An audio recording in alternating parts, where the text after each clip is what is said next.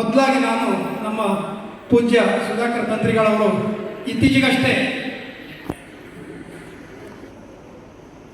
Doctorate ಪದವಿಯನ್ನು ಪಡೆದಿದ್ದು ಇದು ನಮಗೆಲ್ಲರಿಗೂ ತುಂಬ ಒಂದು ಸಂತೋಷದ ವಿಚಾರ.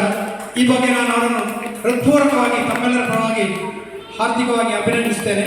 ಮತ್ತು ಅದರ ನಂತರ ಕೂಡಲೇ ಅವರಿಗೆ ಬೆಂಗಳೂರಿನಲ್ಲಿ ನಡೆದ ಕಾರ್ಯಕ್ರಮ ಮಾನ್ಯ ನ್ಯಾಯಮೂರ್ತಿಗಳು ಸಂತೋಷ ಹೆಗಡೆ ಇವರ ಉಪಸ್ಥಿತಿಯಲ್ಲಿ ಕೂಡ ಅವರಿಗೆ ನಾಲ್ವಡಿ ಕೃಷ್ಣರಾಜ ಒಡೆಯರ್ ಪ್ರಶಸ್ತಿ, ಅದು ಸಹ ರೂಪಾ IPS ಪತ್ರಕರ್ತರು, ಖ್ಯಾತ ಪತ್ರಕರ್ತರು ಇವುಗಳ ಉಪಸ್ಥಿತಿಯಲ್ಲಿ ಅವರಿಗೆ ಒಂದು ನಾಡಿನ ಹೆಮ್ಮೆಯ ಪ್ರಶಸ್ತಿ ಗೌರವ ಸಿಕ್ಕಿರುವುದಕ್ಕೆ ನನಗೆ ತುಂಬ ಖುಷಿ ಆಗ್ತದೆ.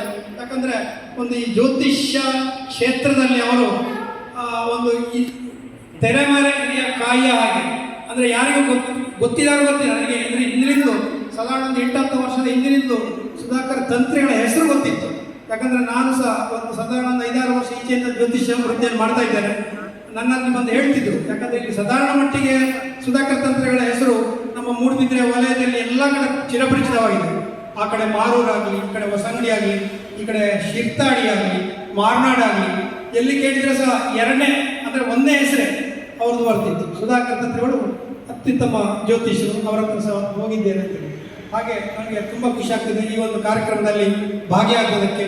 ಇವತ್ತಿನ ಈ ಒಂದು ಕಾರ್ಯಕ್ರಮ ಆಯುರ್ವೇದ ಮತ್ತು ಈ ಆಂಗ್ಲ ಪದ್ಧತಿ, ನನಗೆ ಈ ಆಂಗ್ಲ ಪದ್ಧತಿಯ ಬಗ್ಗೆ ಹಿಂದಿನಿಂದಲೂ ವಿರೋಧ ಇದೆ. ಯಾಕಂತೇಳಿದರೆ ವಿರೋಧಕ್ಕಾಗಿ ವಿರೋಧ ಅಲ್ಲ, ನಾನು ಇವತ್ತಿಗೂ ನಾನು ನನ್ನ ಜೀವನದಲ್ಲಿ ಯಾವುದೇ ಇಂಗ್ಲೀಷ್ ಮಾತ್ರೆಗೆ ತಗೊಳ್ಳಿಕ್ಕೆ ತುಂಬ ಹಿಂಜರಿತೇನೆ. ಎಷ್ಟಂದ್ರೆ ಸಾಧಾರಣ 1% ಅಂತ ಹೇಳ್ತೇನೆ. ಅಗತ್ಯ ಅನಿವಾರ್ಯಕ್ಕೆ ಆದರೆ ಮಾತ್ರ ತಗೊಳ್ತೇನೆ. ಆಯುರ್ವೇದ ನಮ್ಮ ಪೌರಾಣಿಕ ಕಾಲದಲ್ಲಿ ಉಲ್ಲೇಖ